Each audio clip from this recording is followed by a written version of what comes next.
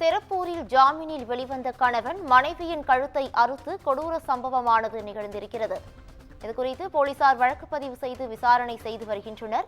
இதுகுறித்தான கூடுதல் விவரங்களோடு எமது செய்தியாளர் பாலா இணைகிறார். பாலா, வணக்கம். இதுகுறித்தான முழு விவரங்கள் என்ன? நிச்சயமாக பவித்ரா, அதாவது கோவை மாவட்டம் சூலூர் பகுதியைச் சேர்ந்தவர் குமார். இவருக்கும் திருப்பூர் முதலிபாளையம் பகுதியைச் சேர்ந்த மகேஸ்வரி என்பவருக்கும் கடந்த 15 ஆண்டுகளுக்கு முன்பு திருமணம் நடைபெற்றது.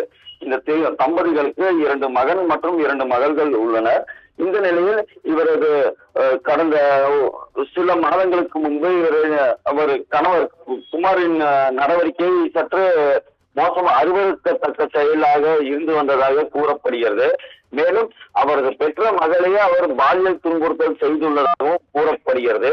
இதைத் தொடர்ந்து அவரது குமாரின் மனைவியான மகேஸ்வரி என்பவர் நல்லூர் காவல் நிலையத்தில் புகார் கொடுத்துள்ளார். புகாரின் அடிப்படையில் அவர் கடந்த 3 மாதங்களுக்கு முன்பு கைது செய்யப்பட்டு சிறையில் அடைக்கப்பட்டுள்ளார்.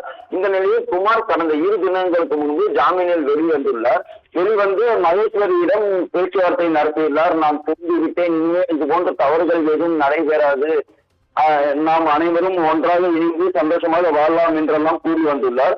ஆனால் இதை மகேஸ்வரி அவர்கள் ஏற்க மறுத்ததாக கூறப்படுகிறது.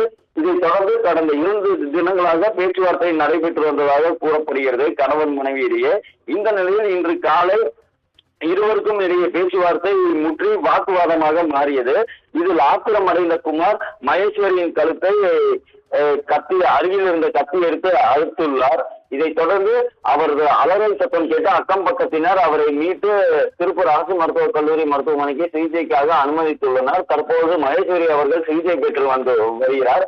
மேலும் அவரது கணவர் குமார் அவர் திருப்பூர் வடக்கு காவல் நிலையத்தில் நேரடியாக சென்று சரணடைந்ததாகவும் கூறப்படுகிறது.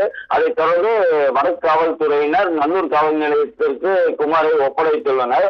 கணவனை மனைவியை கழுத்தறுத்த சம்பவம் திருப்பூரில் பெரும் பரபரப்பை ஏற்படுத்தியுள்ளது. பவித்ரா, கூடுதல் விவரங்களுக்கு நன்றி பாலா.